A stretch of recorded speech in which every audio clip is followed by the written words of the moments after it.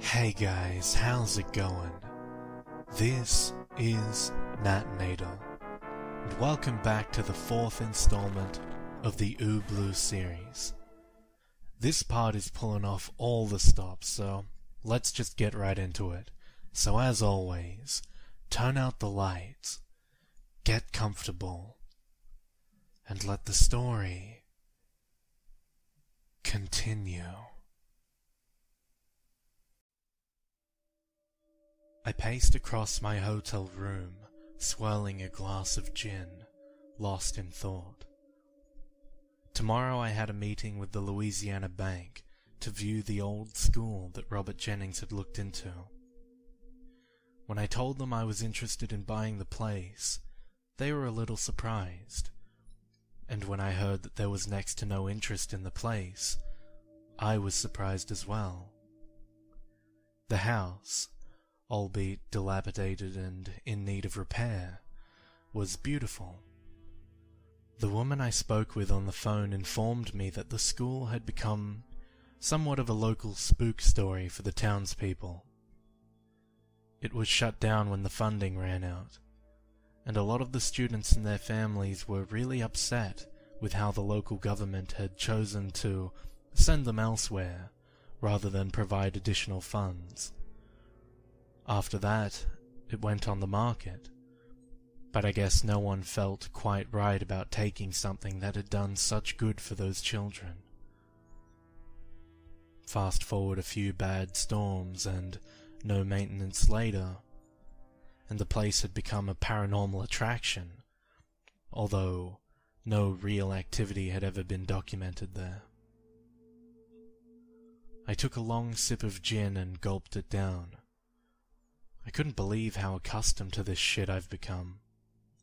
While I wasn't much of a drinker before, I always had a taste for whiskey. Now, this is all I can drink. The hotel room I was staying in was dark and musty. My bank account was starting to run low now that I've been living without income for more than 2 months, and I couldn't afford to spend lavishly. I thought about writing some prescriptions and selling them, but I just couldn't bring myself to do it. While the money would have been great to have, I refused to turn my back on who I used to be. Who knows? Maybe this school will offer some new information I could use to possibly kill Ooblu. Kill?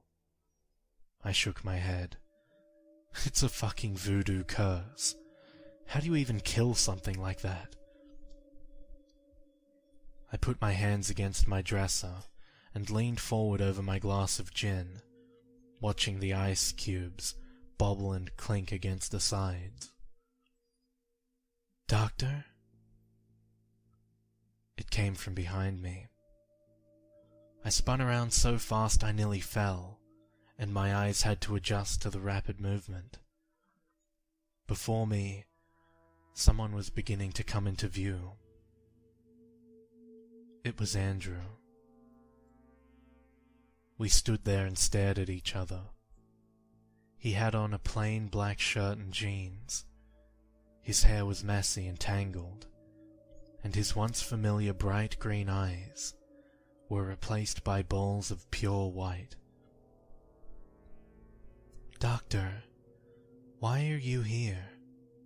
He spoke again. My words caught in my throat, but I finally managed to push them out. I'm trying to find a way out, Andrew. I'm trying to beat it. I'm trying to beat Ooblu. Andrew slowly shook his head at this. You can't beat Ooblu, Doctor. You can't, he said. Ooblu is always there, always waiting, always watching. We stood in silence, my stomach churning in depression and nervousness. Well, I have to try, Andrew, I finally spoke.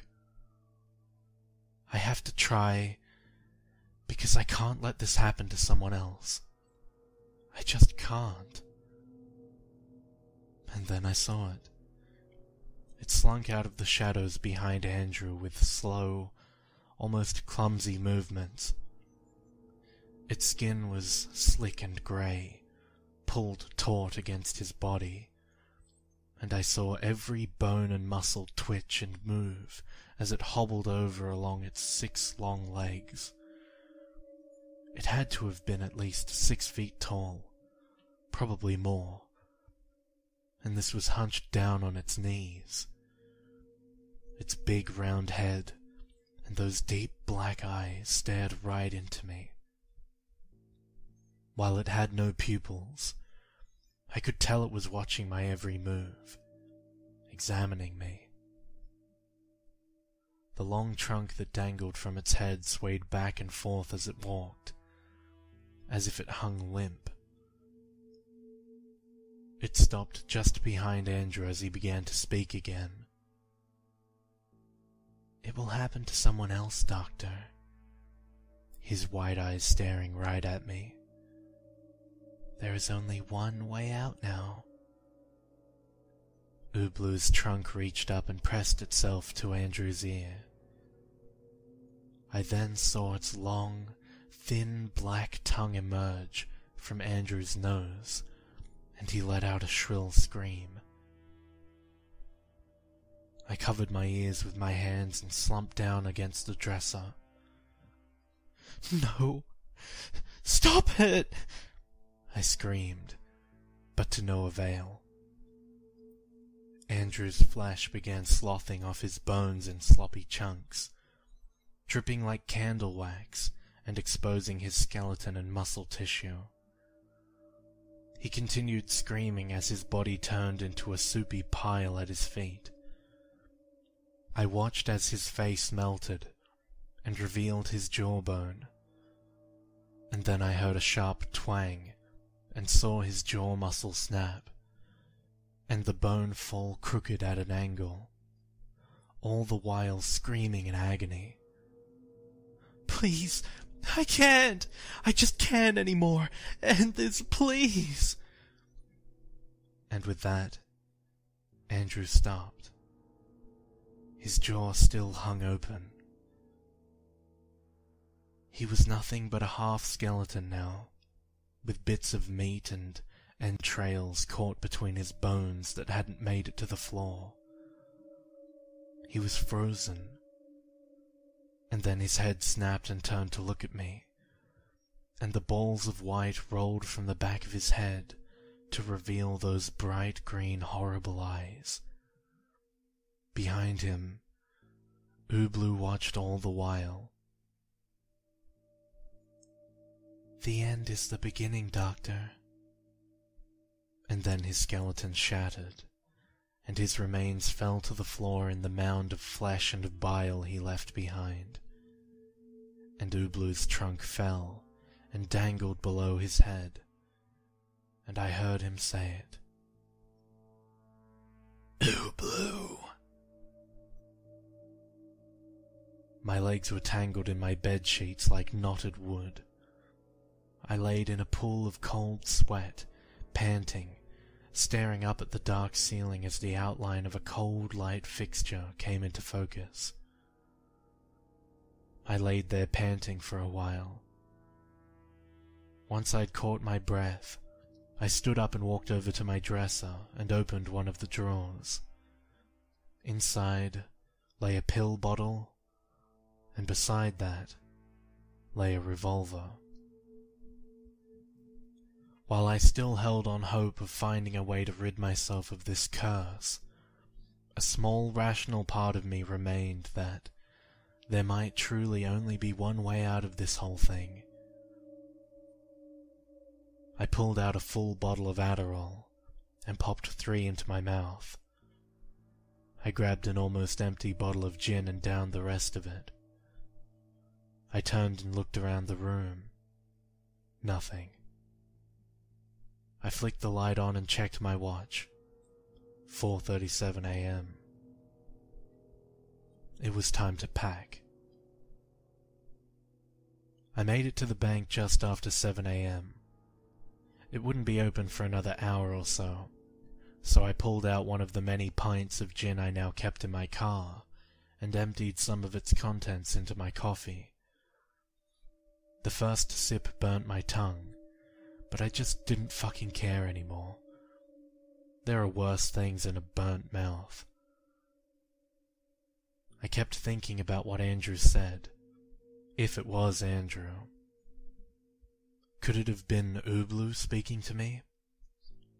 It made no sense. If it can tell me to wake up every damn time, why would it want to fabricate a vision of Andrew to talk to me? Hearing that thing talk would be much more freaky in my opinion. I met the woman who was to show me the school at the door. Her name was Linda. She was middle-aged with brown hair and freckles, and had a brilliantly white smile. I took the time to really clean up my appearance for this meeting. If I was going to look like someone buying this house and squeeze information out of her, I'd have to play the part. My hair was neatly combed, and I trimmed down and cleaned up my haggard-looking beard. I put on some of my old work clothes that I ironed the night before, and even put a spritz of cologne on. Truth be told, it felt good to dress myself up a bit. We took her car to the school, which was only a few blocks from the bank. When we pulled up, I got an eerie feeling in my stomach. The way you feel when you see someone you've only seen in pictures before. I felt like I knew this place already, with the amount of studying I'd done on it. Now, it may not look like much now, but this used to be a real beauty, I tell you, she said as she walked up to the big iron gate. She pulled a keyring from her purse with 3 keys on it and fumbled through them. I watched her carefully. There were 2 gold keys and 1 silver one. She settled on the silver one and slipped it into the gate's lock. I looked up at the fence and inspected the sharp spikes at the top.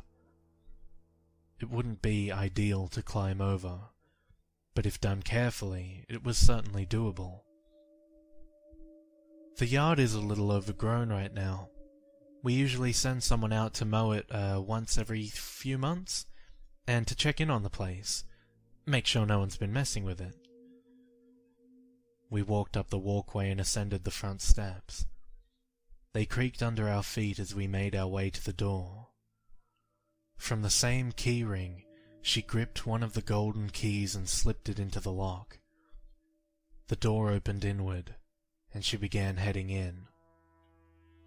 So, here we have the foyer, and as you can see there's an old open floor with high ceilings, which is all the rage nowadays, she said as she shut the door behind me. The house truly was beautiful, and I can understand why it was easy for Robert to play the acquisition off as a good investment. Linda showed me the rest of the house, which was bleak and dusty. The floorboards creaked where we walked, and evidence of water damage littered the walls and ceilings.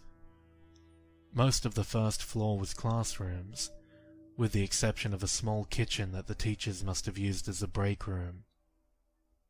Upstairs was the dean's office and more classrooms. I kept walking through the house, only half listening to what Linda was telling me. The other half was just waiting for something to jump out. But nothing did. I was hitting a dead end. I'd followed the clues all the way up to this point, and now I couldn't help but feel lost and alone. When we were done viewing the house, I went back to the bank with Linda to go over some of the documents and talk numbers. I took a seat in her office opposite her desk. She put her purse down and went to get us some coffee. When she got back, she sat down and pulled out the paperwork. We're asking a minimum of $685,000, with all fees in the exchange of the deed covered on your end. There's also a broker's fee of $10,000, but To be honest, I can see the bank waiving that if you can commit. They're pretty adamant about getting rid of this property." When she finished speaking, she slid the paperwork over for me to look at. I pretended to read it, and then sat back in my chair. $685 sounds doable, I said. Although a similar home would go for almost double that on the market right now, especially one with this square footage and architecture. Linda knew what I was saying before I even said it.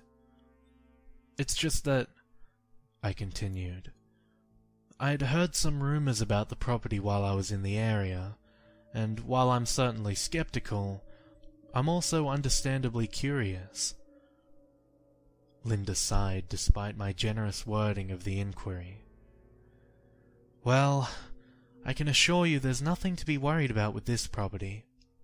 When the school was shut down, they sent the students to public schools, which a lot of the parents weren't happy about because there was still a lot of racial tension. The parents begged for us for funding, but it was just too expensive to keep it going. They chased off some of the first potential buyers, the house stayed vacant for a long time, and then the story started. After that, it's pretty difficult to sell a house, especially one that had sustained damage and had bad blood behind it." I nodded. Made sense. Part of me was hoping there would be a story to go off of, but all I ever found was the usual run-of-the-mill tall tales. People seen in the windows, people going in and never coming out, etc. "Well, I'll have to speak with my wife about this and see what she thinks." Saying that felt weird. I took a sip of my coffee. It had cooled down to a drinkable temperature, which made me feel a little better about what I was about to do. "Of course, I understand," Linda answered with a smile. "In the meantime, do you mind if I take a copy of—" I reached my hand across the desk to grab the papers, and dropped my cup of coffee so that it spilled onto Linda's shirt and lap. Oh my gosh, I'm so sorry." "Oh!" She stood up and looked around the room for something to wipe herself off with. "I just, one moment, please." She rushed from the room and I heard her heels pacing down the hallway. "I'm so sorry," I called after her as my hands dug through her purse and found the key ring. "I'm so clumsy, I should have warned you." I slipped the keys into my pocket, and then pulled out the box of tissues I had hidden under my chair, and placed them back on her desk. "Oh, it's quite all right," she said as she came back in with a roll of paper towels. "It happens all the time, dear. Let me just get one of the interns to print you another copy of these, agreements." Linda walked me out and I apologized to her again for spilling the coffee. She said she hoped to hear from me soon. I waved to her from my car, and couldn't help but chuckle as I pulled away at the sight of her standing there with a big coffee stain on her blouse. Once I'd gotten back to my hotel room, I poured myself a glass of gin and sat on my bed. I threw 2 more Adderall in my mouth and swallowed. I'll go to the house around 2 a.m. I'll have to remember to bring the flashlight and some tools, just in case I grab the wrong keys. While highly unlikely, it was unlike me to ever leave myself room for error. I started packing a duffel bag. Flashlight, hammer, wrench, screwdriver, crowbar. I walked over to my dresser and pulled out a ski mask. I felt something heavy underneath it move and looked down at my revolver.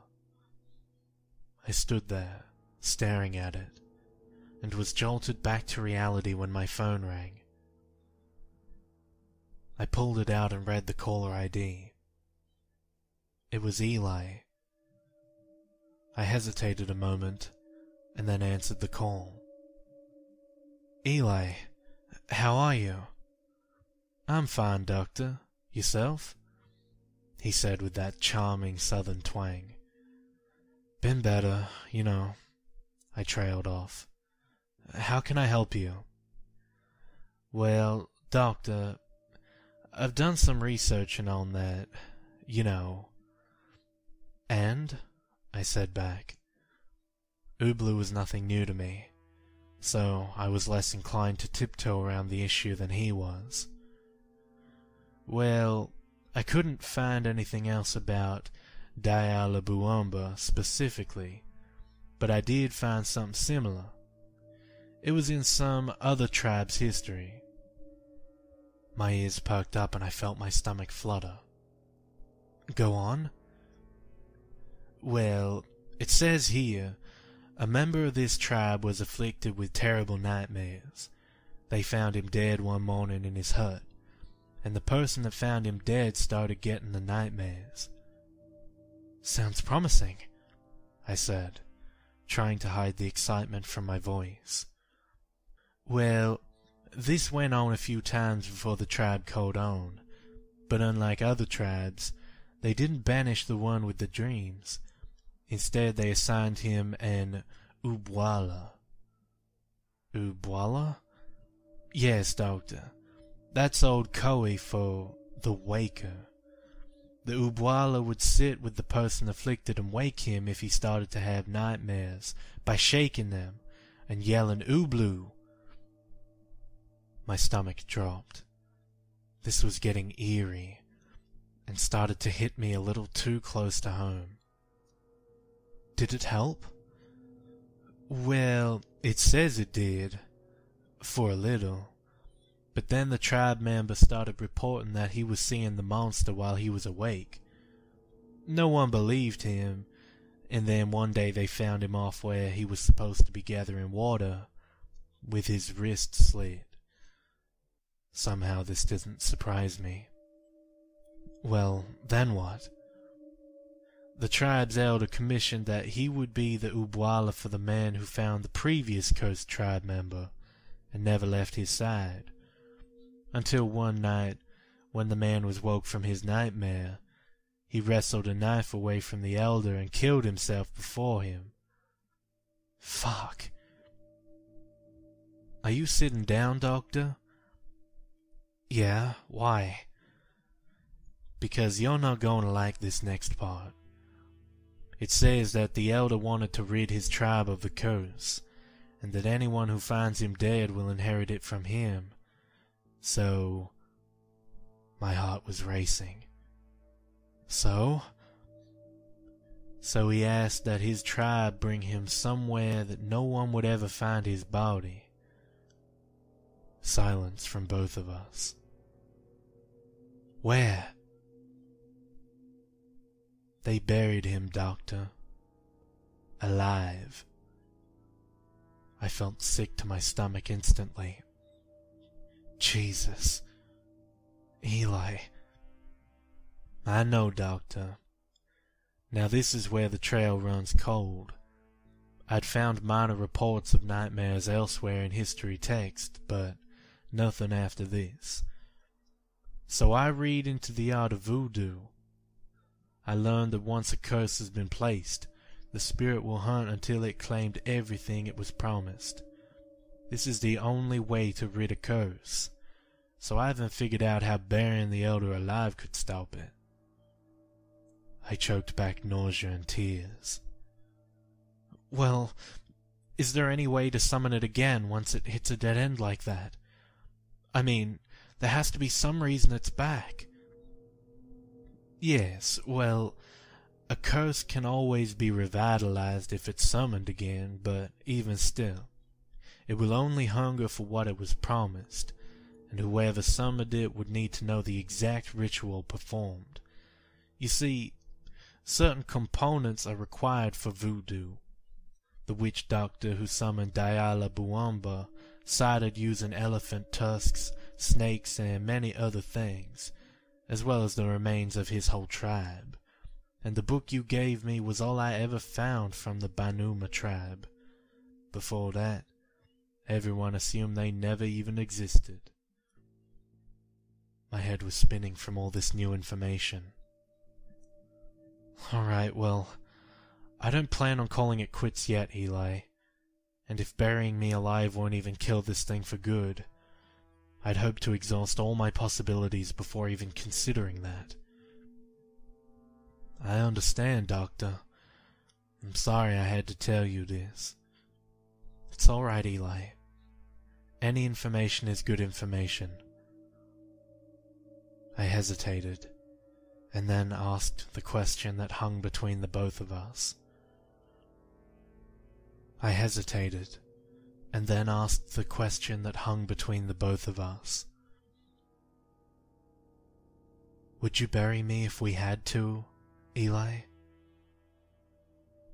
The pause was long, but finally I heard that old southern voice speak again, smooth as water. If we had to, Doctor, I would. I reached the school at almost exactly 2 a.m. I pulled the duffel bag from the back seat and put it into my lap. I exhaled deeply and then opened the car door. The night air was still and damp. I had parked a considerable distance from the school, so I slung the bag over my shoulder and started the long walk to the gate. As I walked, I couldn't help but think about what Eli had told me. About the Elder, the Ubwalas, everything. How is it that Diala Buomba says Ublu? Why would it tell me to wake up in the absence of someone else? I walked a bit further, and then it hit me. I stopped dead in my tracks. What if it isn't the one saying Ublu? What if it's something else? Some other spirit trying to help me, trying to stop the worst from happening? It made sense. It made just enough sense. That's why I wake up from the dream. Why I always hear it just before. I felt butterflies grow in my stomach as I walk again. If the beast feeds on despair, then it would make sense for some benevolent spirit to wake me up before it can have its fill. My mind was racing with this new information, and for the first time in a long while, I felt a tiny spark of hope. By the time I reached the gate, my shoulder was beginning to ache from carrying the duffel bag. I reached into my pocket and found the bottle of Adderall. I took another one, just to be safe. I put it back in my pocket and pulled out the keys. I held my breath, stuck the silver key in the lock. It turned. Finally, things were starting to go my way again. I opened the gate softly and slipped inside. I ducked down and silently ran up the walkway to the door. I slipped the gold key in, opened it, and slipped inside without making a sound. I shut the door behind me and was surrounded by pitch black. I unzipped the duffel bag and fumbled around blindly until my hand found the flashlight. I pulled it out and turned it on. I shined it around the first room, half expecting to see something there. Too many horror movies as a kid, I guess. I chuckled, and then began to make my way around the house. Again, I didn't know what I was looking for when I was searching the house, but somehow I felt I would know when I saw it. I started upstairs and went through the office and classrooms.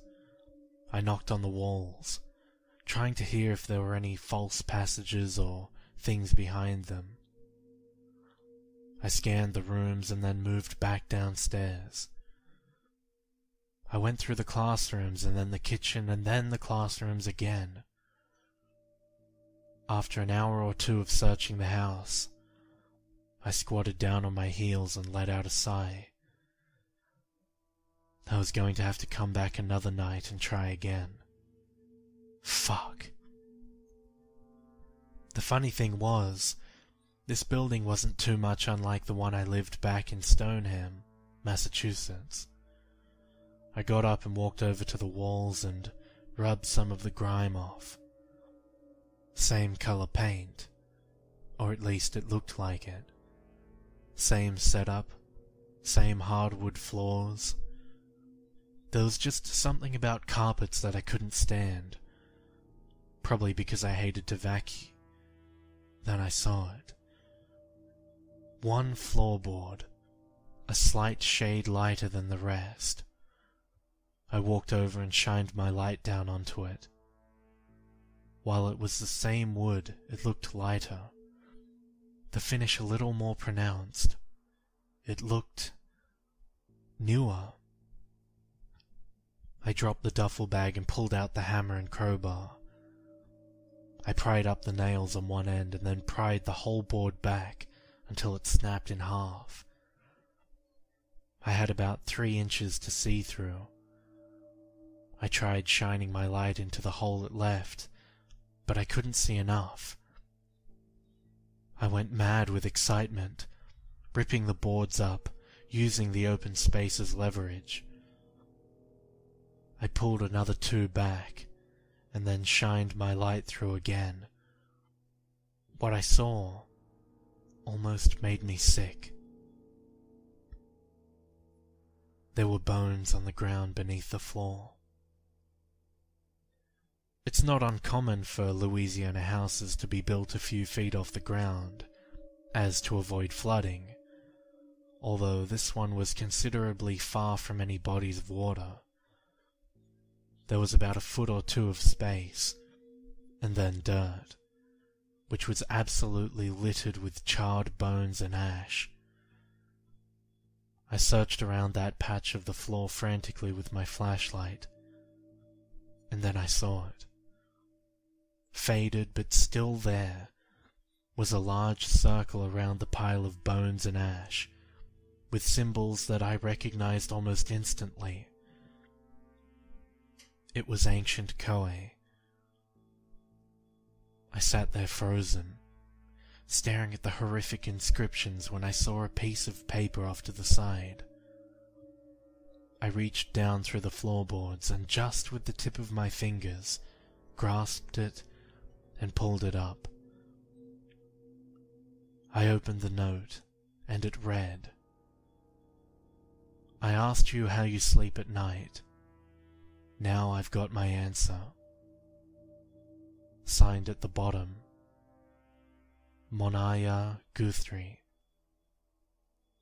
I sat back on my heels, bewildered. Monaya Guthrie, I said to myself as I welled up with anger. She must have somehow summoned Ooblu back with this ritual, and sent him after someone responsible for closing the school. My eyes welled up with tears of anger and frustration. But why? Why is the monster still searching? If it killed the tribe, then why would it still be out there? And then it hit me. The witch doctor wrote that his wife was pregnant when she was murdered, and that he burned his entire tribe to summon the monster. But what if it wasn't his entire tribe? What if what the monster wanted once it had killed off who the doctor sent it after was his child? What if the witch doctor had somehow managed to save his child? My mind was racing frantically. While primitive, it wasn't uncommon for ancient medicines to be able to perform such a procedure. I mean, it's just a premature C-section after all. I stuffed my tools and the note back into the bag and stood up. Monaya Guthrie. I have to find her, or at least someone who knew her. She has to know what to do next. For fuck's sake, she might even be the descendant of... The floorboard behind me creaked, and I froze in horror at the sound. I spun around and shined my flashlight and screamed. There in the darkness, illuminated by just a beam of light, stood Ublu. It watched me with those cold black eyes and stared as I shook in fear. I need to wake up. Fuck, I need to wake up.